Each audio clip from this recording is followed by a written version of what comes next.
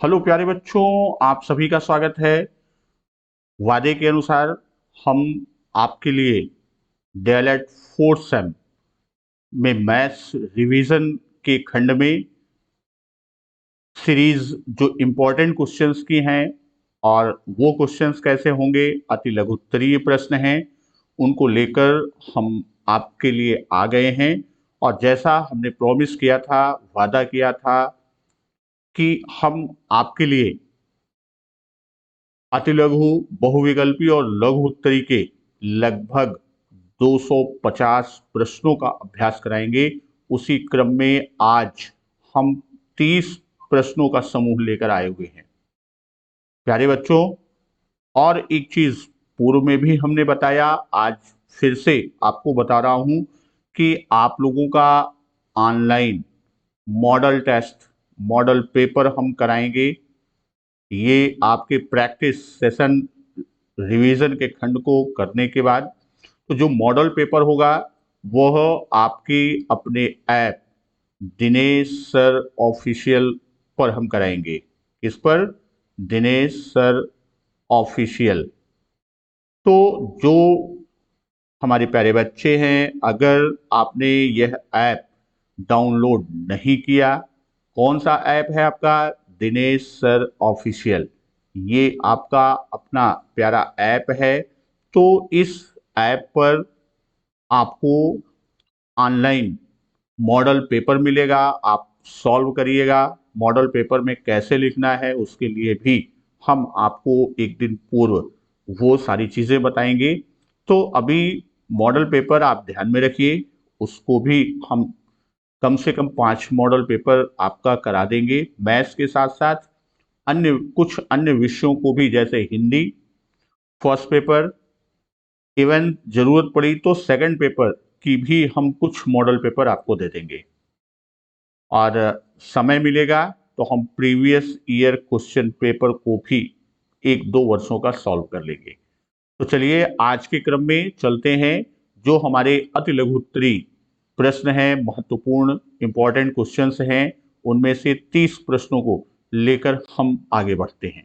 तो चलिए, पहला प्रश्न हमारा, कर्णी संख्याएं किसे कहते हैं? तो करणी के बारे में, करणी किसी संख्या के मूल्य लेने का संकेत चिन्ह है। करणी है क्या? करणी किसी संख्या, करणी किसी संख्या के मूल लेने का, किसी संख्या के मूल लेने का संकेत चिन्ह है, के मूल लेने का संकेत चिन्ह है। अर्थात इसको हम ये भी, करणी को इस तरह से भी समझ सकते हैं कि कोई संख्या यदि करणी में लिखी हो, जैसे कोई संख्या यदि करणी में लिखी हो, कोई भी संख्या हो और वो करणी में लिखी हो, तो उसका आशय क्या है? तो इसका जो अर्थ होता है, इसका अर्थ है कि उस संख्या का मूल निकालना है। इसका अर्थ है कि उस संख्या, यानी जो संख्या करणी में लिखी है, उस संख्या का क्या निकालना है? उस संख्या का मूल निकालना है।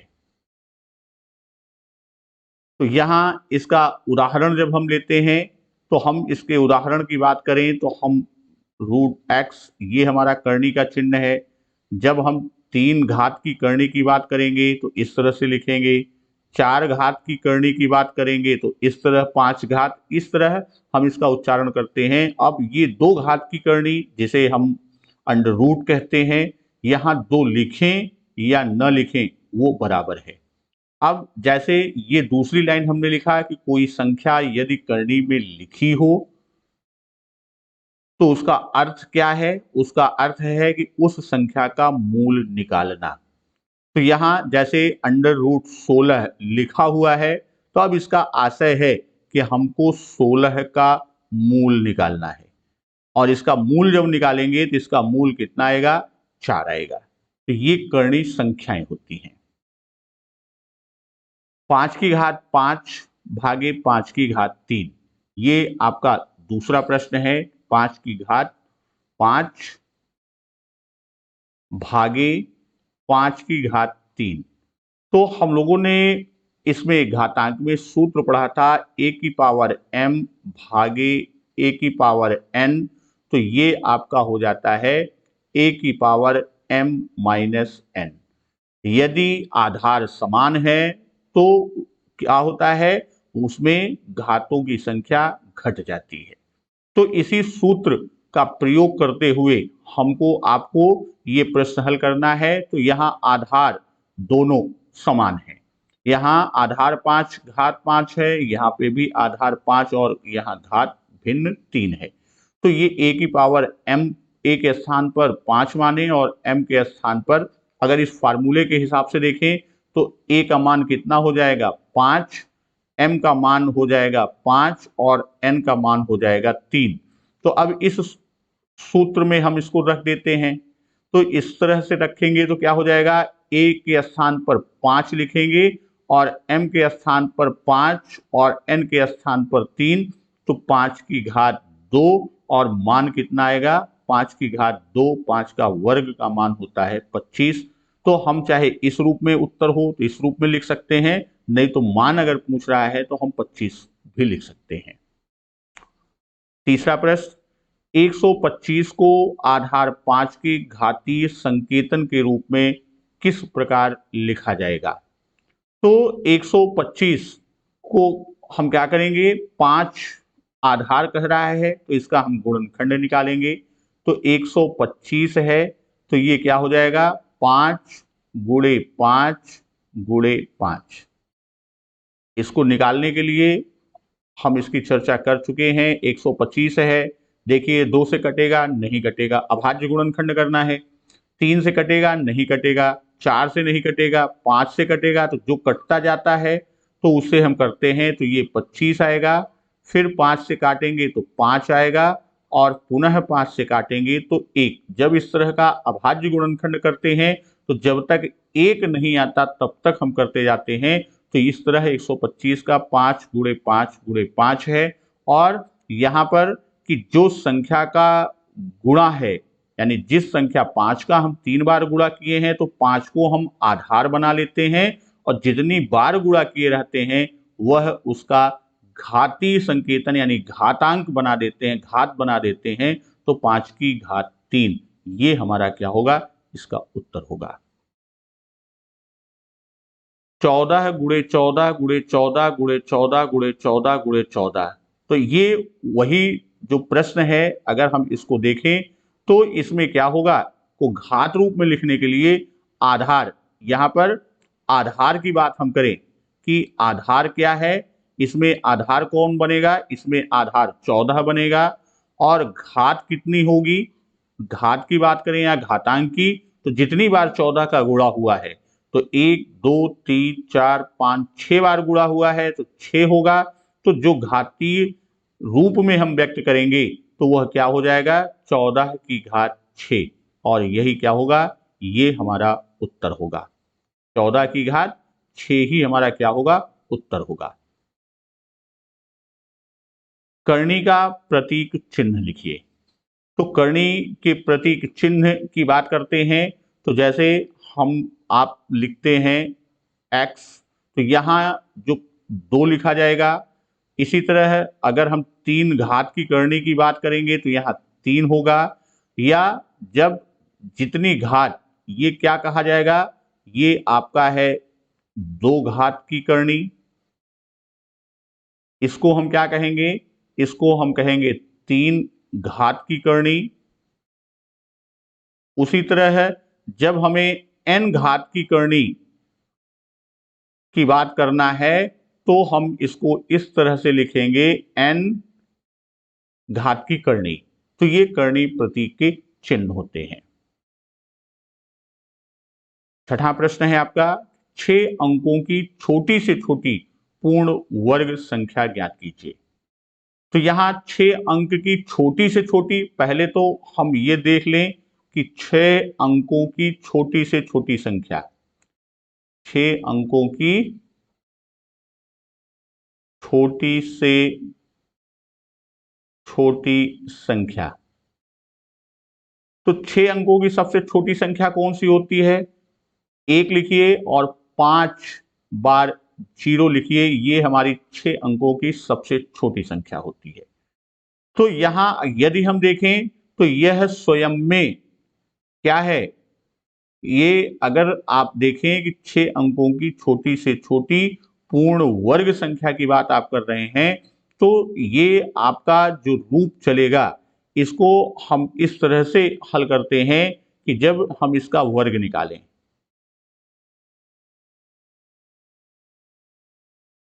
ये हमारा 6 अंक है, 1 2 3 4 5 6, आप इसका वर्ग निकालिए।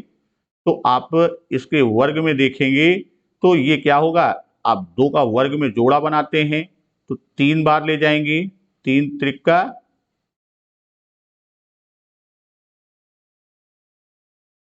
9, और फिर आपका कितना बचा, 1, फिर 2 शून्य उतारेंगे, यहां आपका धन 3 कर देंगे तो ये कितना हो जाएगा, 6। अब ये एक बार जाएगा, 1 लेके जाएंगे तो यहाँ 61 आएगा, और फिर इसको आप घटाएंगे तो 9 और 3 39, यहाँ आप क्या करेंगे, यहाँ प्लस 1 कर देंगे तो आपका 62 होगा। और इस तरह अगर हम देखें तो यहाँ फिर 2 जीरो उतारेंगे तो आप कितनी बार ले जाएंगे, तो 6 बार ले जाइए। देखते हैं 6 बार जाता है तो 6 का 6 में गुणा करेंगे तो 36, 3 हासिल आया, 6 दूनी 12, 3 15, और 6 छंग 36, 1 37, ये आया। तो अब यहाँ पर हम इसको घटाएंगे तो ये संख्या कौन सी आ रही है, यहाँ 10 शून्य है, 6 जाएगा नहीं, हम उधर से उधार लेंगे, 10 बनेगा, 10 में से 6 गए 4, यहाँ 9, 9 में से 5 गए 4, और यहाँ कितना बचा 8, 8 में से 7 गए 1, 144, ये हमारा जो आपका क्या बचा, शेष बचा। तो यहाँ हम ये देखते हैं कि पूर्ण वर्ग संख्या की बात करते हैं, तो पूर्ण वर्ग संख्या को जब हम देखते हैं तो पूर्ण वर्ग संख्या 1000 में अगर हम इतने, ये हमारा जो 6 अंकों का छोटी से छोटी संख्या है, 1 लाख है हमारी, तो इस 1 लाख में 144 को जोड़ दें,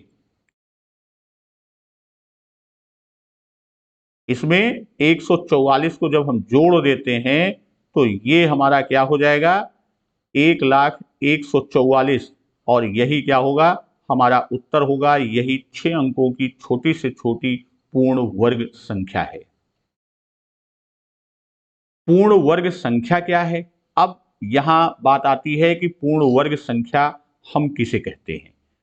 तो पूर्ण वर्ग संख्या क्या है कि किसी संख्या का अभाज्य गुणनखंडों के समान खंडों के जोड़े बनने के बाद कोई अभाज्य गुणनखंड शेष न रहे, तो वह संख्या क्या होती है, वह पूर्ण वर्ग संख्या होती है।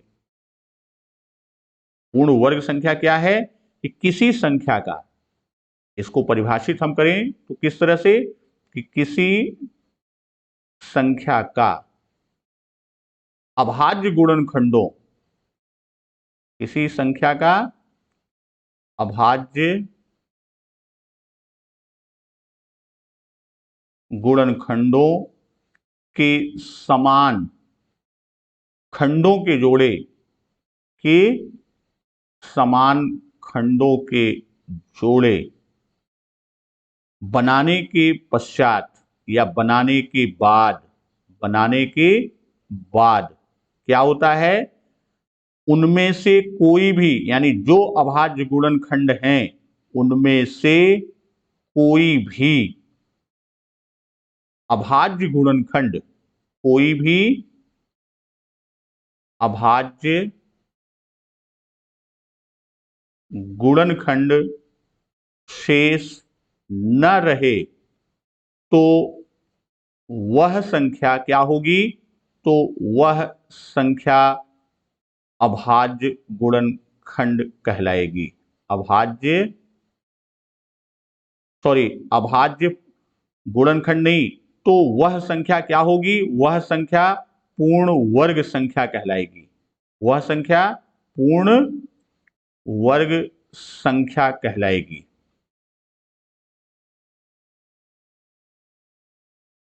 तो अब अगर हम यहां पर कोई भी एक उदाहरण की बात करें, तो इसमें अब कोई भी खंड है तो क्या वह पूर्ण वर्ग संख्या है? जैसे अभी पिछले प्रश्न में हमने देखा, तो एक के बाद हमने क्या किया था? 5 जीरो लगा दिया था, तो वो 6 अंकों की छोटी से छोटी संख्या हुई। अब इसका हम क्या करते हैं? अभाज्य गुणनखंड 2 से काटते हैं, तो 5, फिर 2 से काटते हैं, तो ये आपका 2, 5, ये 25,000 आया। फिर हम 2 से काटते हैं, तो 2 एकम 2, 2 दूनी 4, 2 पंचे 10, 12,500 आया। फिर हम 2 से काटेंगे, तो 2 छंग 12, 2 दूनी 4, 2 पंचे 6,250 आया। अब इसी को आगे काटें, 6,250 को 2,650 को 2 से काटेंगे, तो 2 तिहाई 6, 2 एकम 2, 2 दूनी 4, 2 पंचे 10, ये हो गया 3,125। अब इसको आप देखिए, इसको हम क्या करते हैं? इसको 3 से देखिए कटता है, 3 एकम 3, 3 शून्य, 3 नहीं कटेगा, तो ये 5 से कटेगा। तो 5 छंग 30, 5 दूनी 10, पचम 25, 625। फिर आपका किससे कटेगा? ये 5 से, तो 5 से आप काटिए, तो 5 से काटेंगे तो क्या होगा? ये आपका 5 का एक बार जाएगा, 5 दूनी 10 और पचम 25। फिर 5 से काटेंगे तो ये आपका 25 आएगा, और पुनः 25 को आप काटिए, तो 5 से तो 5, और फिर आपका 5 से काटेंगे तो 1। और यहाँ पे ये कह क्या रहा है कि अभाज्य गुणनखंडों में जोड़े बनाने के बाद, अब जोड़ा जब आप बनाएंगे तो देखिए, एक जोड़ा, दो जोड़ा, ये आपका शेष बचा। यहाँ एक जोड़ा और ये एक जोड़ा आपका बना, ये शेष बचा। तो इस तरह हम ये देखें कि अगर ये कहें कि 6 अंकों की सबसे छोटी से छोटी संख्या जो आपकी बनी है, जिसमें, तो वह क्या है? वह पूर्ण वर्ग है? तो वह पूर्ण वर्ग नहीं। क्यों? क्योंकि वहां पर एक और ये 2 अभाज्य गुणनखंड शेष बच रहे हैं। जबकि कहता है कि जोड़े बनाने के बाद उनमें से कोई भी अभाज्य गुणनखंड शेष न रहे। तो शेष न रहे की शर्त होता है, और यहां पर क्या है? यहां ये शेष है और यहां 2 शेष है, इसलिए ये पूर्ण वर्ग संख्या नहीं है। क्या 27,000 पूर्ण घन संख्या है? तो अब इसका भी आप क्या करेंगे? इसका भी आप गुणनखंड कर लें, अभाज्य गुणनखंड। तो 27,000, तो इसका अभाज्य गुणनखंड आप करेंगे, तो सबसे पहले इसे 2 से काटें, तो 2 से काटेंगे तो 2 एकम 2, 2 तिहाई 6, 2 पंचे 10 और 2 शून्य, 13,500। पुनः 2 से काटेंगे तो 2 छंग 12, 2 सत 14, 2 पंचे 10, 6,750। फिर 2 से काटिए, 2 तिहाई 6, 2 तिहाई 6 और फिर 2 सत 14, 2 पंचे 10, 3,375। अब 2 से कटेगा नहीं, 3 से कट जाएगा, तो 3 एकम 3, 3 एकम 3 एक बार गया, 3 का 3 बार 2 बार जाएगा, 3 दूनी 6 और 3 पचे 15। फिर आप 3 से देखिए कटता है, तो 3 त्रिका 9 3 बार गया, 3 सते 21, 1 और 3 पचे 15। अब पुनः देखिए, क्या ये 3 से कटेगा? तो 3 एकम 3, 3 दूना 6, 3 पचे 15। अब ये 5 से कटा, तो 5 25, और फिर 5 से करेंगे तो 5, और फिर 5 से करेंगे तो 1। अभाज्य गुणनखंड में बताया कि जब तक 1 ना आए तब तक काटते जाएंगे। तो इस तरह अगर हम कहें कि 27,000 को अगर हमें लिखना है, तो हम लिखेंगे 1 2 3 बार 2 का गुणा, 2 गुणे 2 गुणे 2, और फिर गुणे 3 का 3 बार है, तो 3 गुणे 3 गुणे 3, और फिर 5 का 3 बार है तो गुणे 5 गुणे 5 गुणे 5। तो यहां आप देख रहे हैं कि ये 3 का, चूंकि पूर्ण घन की बात कर रहा है तो 3 का जोड़ा बनेगा। कोई भी संख्या पूर्ण घन है अथवा नहीं, तो उसका, कि जब हम उसका अभाज्य गुणनखंड करेंगे तो जहां वो जोड़ों की बात कर रहे थे, यहां हम 3 के जोड़े की बात करेंगे, यानी 3 का पेयर बनाएंगे। तो ये भी 3 का पेयर, ये भी, तो कोई भी शेष नहीं बच रहा है। अतः हम कहेंगे कि ये क्या है, यह पूर्ण घन संख्या है। ये सिद्ध हो गया कि ये पूर्ण घन संख्या है। अगला क्वेश्चन, सबसे छोटी पूर्ण घन प्राकृत संख्या कौन सी है? तो सबसे छोटी घन पूर्ण प्राकृत संख्या की जब हम बात करते हैं तो सबसे छोटी पूर्ण घन प्राकृत संख्या कौन सी है? वह 1 है। इसका सीधा सा आंसर होगा कि सबसे छोटी पूर्ण घन प्राकृत संख्या कौन है? वह 1 है। 10वां प्रश्न, यदि 3 सिक्कों को एक साथ ऊपर फेंका जाता है तो कितने प्रकार की संभावित घटनाएं हो सकती हैं? तो यहां हम ये जानते हैं कि जब हम एक सिक्का उछालते हैं या फेंकते हैं तो उसमें दो घटनाएं घटित होती हैं। दो घटनाएं कौन सी? या तो हेड आएगा या टेल आएगा। उसी तरह जब हम क्या करेंगे, 3 सिक्का उछालेंगे तो 3 सिक्का को उछालने पर जो हमारी घटनाएं बनेगी, मान लीजिए ये हमने फर्स्ट क्वाइन को उछाला, फर्स्ट क्वाइन की पोजीशन है तीनों उछालने पर, ये हमारा सेकंड क्वाइन और ये थर्ड क्वाइन। तो पहली क्वाइन में क्या आएगा? या तो हेड आएगा या टेल आएगा। अब इस हेड के सापेक्ष दूसरे क्वाइन में दो घटनाएं हो सकती हैं, या तो उसका हेड आएगा या टेल आएगा। टेल अगर आ गया फर्स्ट क्वाइन का तो इसके साथ भी या तो हेड आएगा दूसरे क्वाइन का या टेल आएगा। उसी तरह हम ये देखते हैं कि जब हम तीसरे क्वाइन की बात करते हैं तो तीसरा क्वाइन हमारा इस हेड के सापेक्ष जब हम बात करेंगे तो इस हेड के सापेक्ष भी तीसरे क्वाइन का या तो हेड आएगा या टेल आएगा। उसी तरह इसमें टेल के साथ या तो हेड आएगा या टेल आएगा। यहां पर या तो हेड आएगा या टेल आएगा, और इस टेल के साथ भी या तो तीसरे कॉइन का हेड आएगा या टेल आएगा। तो इस तरह जो संभावित घटनाएं हैं, जो संभावित घटनाएं, तो कौन कौन सी संभावित घटनाएं बन रही हैं?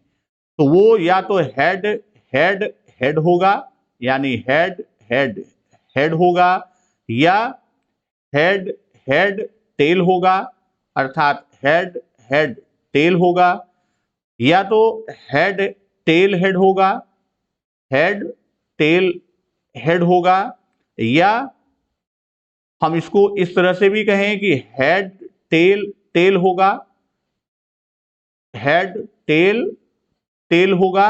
अब टेल के साथ टेल हेड हेड हो सकता है, टेल हेड हेड हो सकता है, या टेल हेड टेल हो सकता है, टेल हेड टेल हो सकता है, या टेल टेल हेड हो सकता है, टेल टेल हेड हो सकता है, या टेल टेल टेल, यानी तीनों क्वाइन में टेल पूंछ आने की संभावना। तो कुल संभावनाएं हमारी जो बन रही हैं वो ये बन रही हैं। तो कितनी संभावनाएं बनी? 1 2 3 4 5 6 7 8। तो यहां पूछ रहा है कि कितने प्रकार की घटनाएं संभावित हैं, तो वो हमने प्रकार बताया। और कुल संख्या की बात हम करेंगे तो कुल कितनी घटनाएं बनेंगी? कुल 8 घटनाएं संभावित होंगी। नेक्स्ट क्वेश्चन है, माध्यिका किसे कहते हैं? तो माध्यिका की बात करते हैं कि यदि आंकड़ों को, जो हमें आंकड़े दिए गए हैं, यदि आंकड़ों को हम आरोही या अवरोही क्रम में घटते या बढ़ते घटते क्रम में करेंगे तो अवरोही है, और बढ़ते क्रम में करेंगे तो आरोही। तो आरोही या अवरोही क्रम में हम क्या करते हैं, व्यवस्थित करें, क्रम में व्यवस्थित करने पर, व्यवस्थित करने पर क्या होगा कि जो बीच में आएगी, मध्य में होगा, मध्य में आने वाला पद माध्यिका कहलाता है। व्यवस्थित करने पर मध्य में आने वाला पद क्या होगा, आने वाला पद माध्यिका कहलाता है। माध्यिका किसे कहते हैं कि कोई भी हमें आंकड़ा दिया है तो उन आंकड़ों को हम या तो आरोही क्रम कर दें या अवरोही, अर्थात या तो बढ़ते हुए क्रम में करें या घटते हुए क्रम में, और जब उसमें व्यवस्थित करेंगे तो जो ठीक बीच वाला पद होगा वही क्या होगा, वही हमारी माध्यिका कहलाएगा। निम्नलिखित आंकड़ों का बहुलक ज्ञात कीजिए। तो बहुलक पहले तो हम ये समझ लें बहुलक कहते किसे हैं, तो उसके आधार पर हम प्रश्न का उत्तर निकाल लेंगे। तो बहुलक किसे कहते हैं, दिए गए आंकड़ों में, जैसे यहां आंकड़े दिए गए हैं, तो दिए गए आंकड़ों में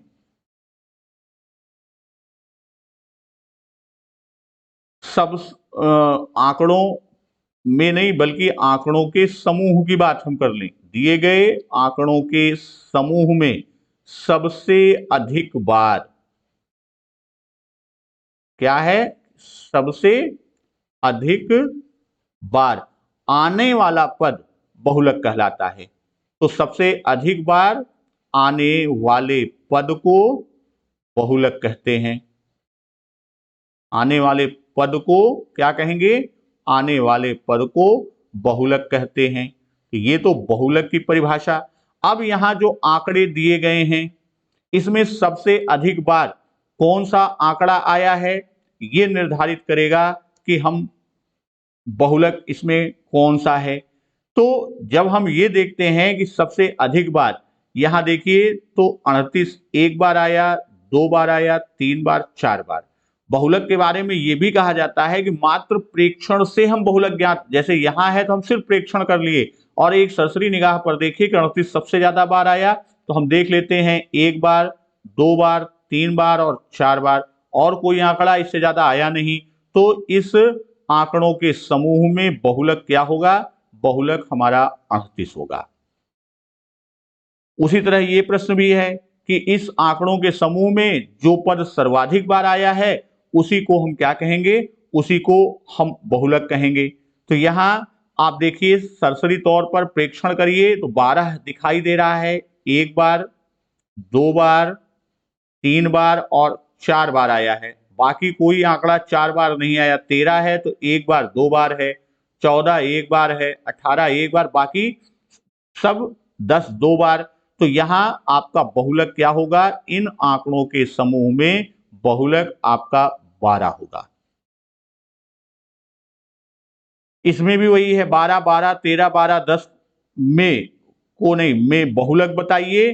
तो इसमें 12 1 बार, 2 बार, 3 बार आया है, जबकि 13 और 10 1 बार आया है। तो इसमें बहुलक क्या होगा, इसमें आपका बहुलक 12 होगा। क्योंकि बहुलक है क्या कि आंकड़ों के समूह में जो पद सर्वाधिक बार आएगा वही पद क्या कहलाएगा, वही पद बहुलक कहलाएगा। प्रश्न संख्या 15। तो यहां प्रश्न संख्या 15 की बात हम करते हैं। तो लंब वृत्तीय बेलन के वक्र पृष्ठ का क्षेत्रफल के सूत्र को लिखना है। तो पहली चीज तो यह है कि लंब वृत्तीय बेलन, लंब वृत्तीय बेलन को हम आप जानते हैं जिसे अंग्रेजी में सिलेंडर भी कहते हैं, लंब वृत्तीय बेलन है। वक्र पृष्ठ कैसे हम ज्ञात करते हैं, अगर आप इस लंब वृत्तीय बेलन, खोखले बेलन को यहां से काट दें और इसको फैला दें तो ये क्या होता है, यह एक आयताकार आकृति में परिवर्तित हो जाता है। तो अब ये आयताकार आकृति का क्षेत्रफल हम निकालते हैं तो क्या है, लंबाई गुणे चौड़ाई, आयताकार की बात हम करते हैं तो आयताकार का क्षेत्रफल लंबाई गुणे चौड़ाई, ये हमारा आयताकार है। अब इसकी लंबाई है, ये इसकी चौड़ाई है। तो चौड़ाई क्या होगी? जो बेलन की ऊंचाई है। तो चौड़ाई क्या है? बेलन की ऊंचाई है। और लंबाई क्या होगी? लंबाई जो बेलन की आधार की परिधि है। तो यहां चौड़ाई बराबर क्या होगा? बेलन की ऊंचाई, बेलन की क्या है? बेलन की ऊंचाई है। और आयताकार भाग में जो लंबाई है वह क्या है? वह बेलन के आधार की परिधि है। बेलन के आधार की परिधि है। और हम जानते हैं आधार क्या है? आधार हमारा वृत्त है, यानी वृत्ताकार है।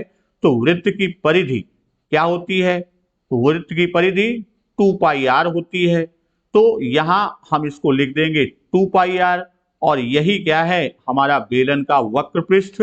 तो वक्र पृष्ठ का सूत्र क्या हो जाता है? वक्र पृष्ठ का सूत्र 2 पाई आर एच। और यही क्या है?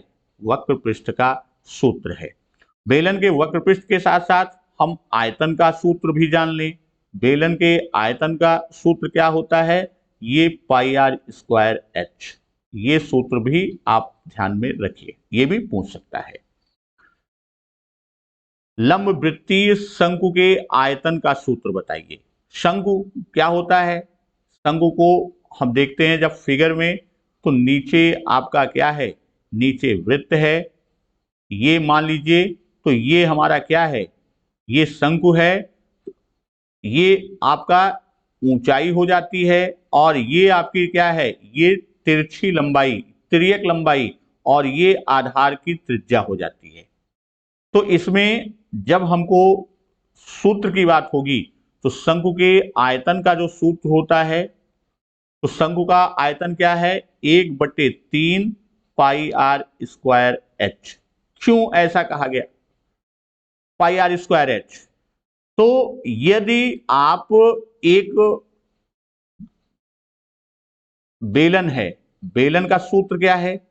बेलन के आयतन का सूत्र, बेलन के आयतन का सूत्र होता है पाई आर स्क्वायर एच। हम कोई एक बेलन लेते हैं, सिलेंडर, तो एक सिलेंडर में 3 शंकु आते हैं। जैसे एक शंकु को हम ये शेप देते हैं, तो एक ये खंड हमारा आएगा, एक खंड यहां आएगा और एक खंड यहां। तो पूरे बेलन का जो आयतन होगा उसका 1/3 क्या होगा? 1/3।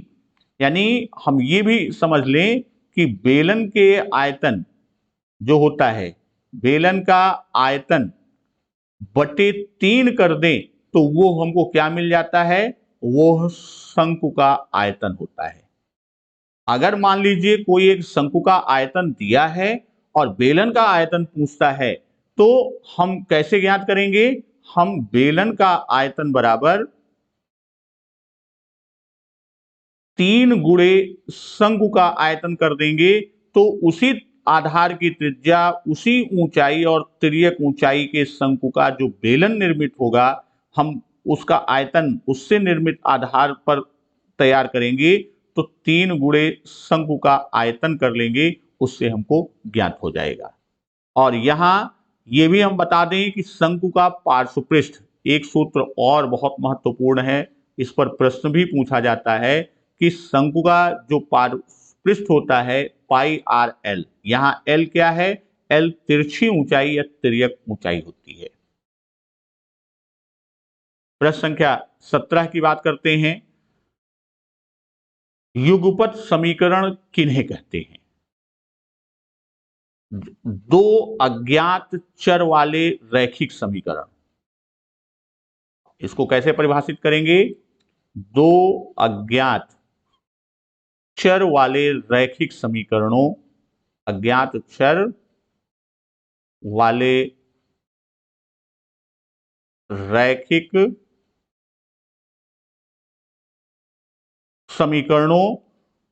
अब समीकरणों में हम ले सकते हैं a1x plus b1y plus C1 is equal to 0 और A2x plus B2y plus C2 is equal to 0 को हम क्या कहेंगे? को युगपत समीकरण कहते हैं। को युगपत समीकरण कहते हैं। यहां ये बता दें कि युगपत का आशय क्या होता है। युगपत का अर्थ, युगपत का अर्थ है साथ साथ, साथ साथ होना।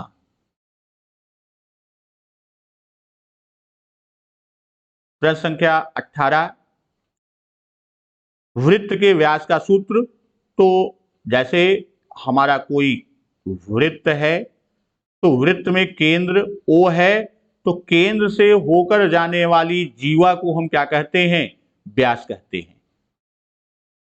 व्यास कहते किसे हैं? केंद्र की जीवा, सॉरी, केंद्र से,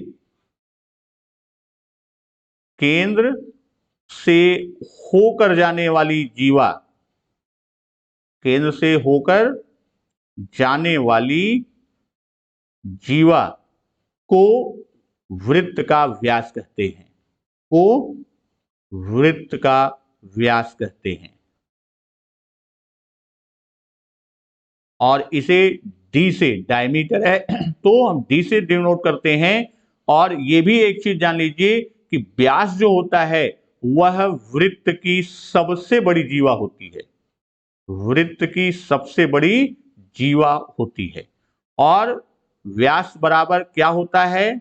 वह होता है 2 गुणे त्रिज्या। त्रिज्या को r रेडियस से डिनोट करते हैं, तो d बराबर 2r।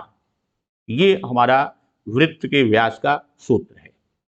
वृत्त की परिधि का सूत्र, तो वृत्त की परिधि का सूत्र जो होता है उसको हम कैसे करते हैं कि परिधि बराबर, वृत्त की परिधि बराबर पाई गुणे व्यास। तो व्यास को हम क्या करते हैं? पाई गुणे 2r। तो इस तरह इसको हम कहते हैं 2 पाई r। ये परिधि का सूत्र होता है। वृत्त की जीवा क्या होती है? जब हम वृत्त की जीवा की बात करते हैं कि वृत्त के किन्हीं 2 बिंदुओं, जैसे मान लीजिए ये हमारा क्या है? ये हमारा वृत्त है। इसके 2 बिंदु, एक A है और एक B है। A और B यानी 2 बिंदुओं को मिलाने वाला रेखाखंड वृत्त की जीवा कहलाती है। तो वृत्त के किन्हीं 2 बिंदुओं कैसे हम लिखेंगे? वृत्त के किन्हीं 2 बिंदुओं को मिलाने वाले, बिंदुओं को मिलाने वाले रेखाखंड, मिलाने वाले रेखाखंड को वृत्त की जीवा कहते हैं। को वृत्त की जीवा कहते हैं। अब यहां जैसे ए बी, ये क्या है? ये वृत्त की जीवा है। प्रश्न संख्या 21, वृत्त का व्यास क्या है? तो वृत्त के व्यास को हम जानते हैं कि व्यास वह जीवा है जो वृत्त के केंद्र से होकर जाता है, या वृत्त की सबसे बड़ी जीवा जो है उसे हम व्यास कहते हैं। केंद्र से होकर जाने वाली जीवा।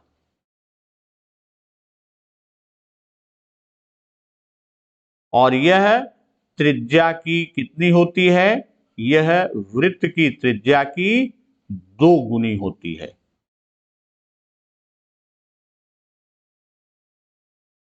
प्रश्न संख्या 22, वर्ग क्या है? तो वर्ग वास्तव में देखा जाए तो एक प्रकार का चतुर्भुज है। वर्ग क्या है? एक प्रकार का चतुर्भुज है, लेकिन इसमें दो चीजें हैं कि इसमें सभी कोण क्या होते हैं, समकोण होते हैं, और साथ ही साथ सभी भुजाएं आपस में बराबर होती हैं। तो इसको हम इस तरह से करते हैं कि ऐसा चतुर्भुज, वर्ग क्या है, वर्ग ऐसा चतुर्भुज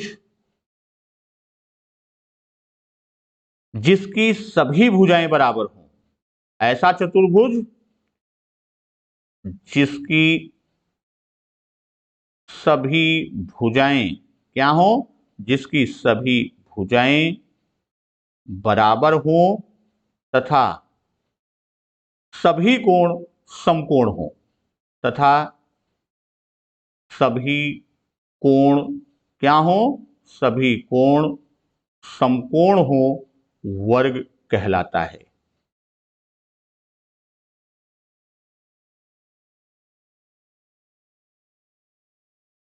प्रश्न संख्या 23, किसी चतुर्भुज की समांतर भुजाओं का प्रत्येक युग्म परस्पर समांतर हो तो उसे हम क्या कहेंगे, उसे हम समांतर चतुर्भुज कहते हैं। उसे क्या कहेंगे, उसे हम समांतर चतुर्भुज कहते हैं।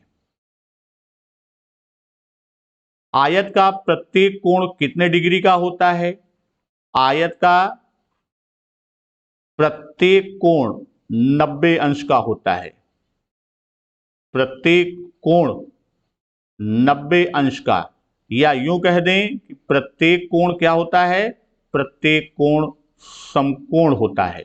यहां पर सम्मुख भुजाएं बराबर होती हैं। आयत में क्या होता है कि वर्ग में सभी भुजाएं बराबर हैं, लेकिन आयत में सम्मुख भुजाएं क्या होती हैं, ये बराबर होती हैं। चतुर्भुज के अंतः कोणों का योग कितना होता है, चतुर्भुज के अंतः कोणों का योग, अंतः कोणों का योग कितना होता है, वह 360 अंश होता है। 26वां प्रश्न, चक्रीय बिंदु को समझाइए। तो अभी हम बात कर रहे थे वृत्त की, तो वृत्त के पर स्थित बिंदुओं को हम क्या कहते हैं, उन्हीं को हम चक्रीय बिंदु कहते हैं। वृत्त पर स्थित बिंदुओं को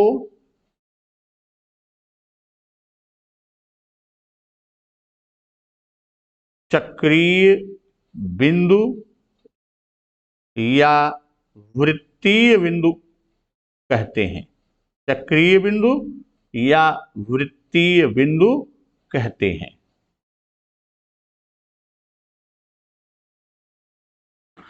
सम चतुर्भुज के क्षेत्रफल का सूत्र लिखना है।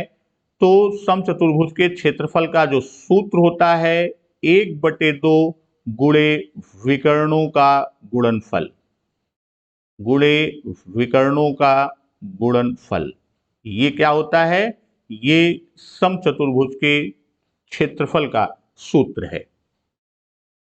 28वां प्रश्न, तो यहां 3 घात की करनी में मान दिया है 125 गुणे 343।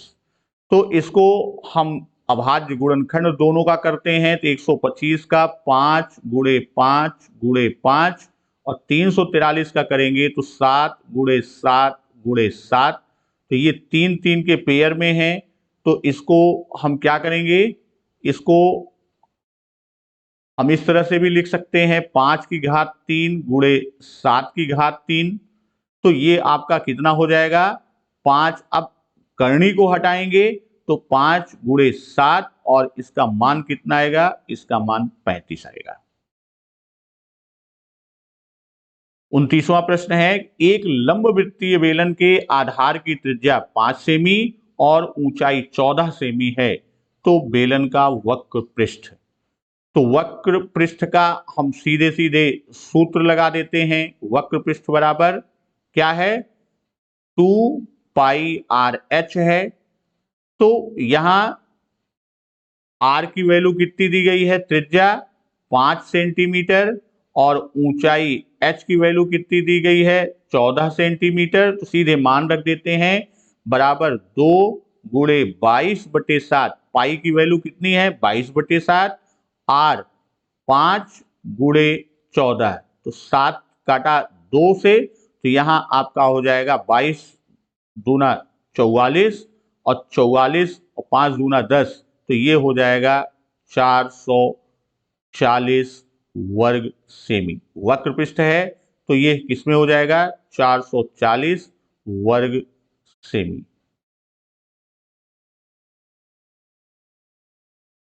अंतिम प्रश्न पर 9/49 दिया है। 9/49 ए स्क्वायर माइनस 4b² का गुणनखंड करना है। तो 9/49 ए स्क्वायर है तो हम इसको 3/7 ए की होल की पावर स्क्वायर और -2b का होल स्क्वायर हम ये लिख सकते हैं। और ए स्क्वायर माइनस बी स्क्वायर बराबर ए प्लस बी ए माइनस बी, तो हम इसको इस तरह से भी लिख सकते हैं 3/7 ए प्लस 2b एक ब्रैकेट में, दूसरे में 3/7 ए माइनस 2b। तो दोस्तों प्यारे बच्चों, आज के खंड में हमने 30 प्रश्न अति लघुत्तरी प्रकार के हल किए, उसको देखा, समझा और कल पुनः हम अति लघुत्तरी प्रश्न के सीरीज को लेकर आएंगे। तब तक नमस्कार, वंदे मातरम।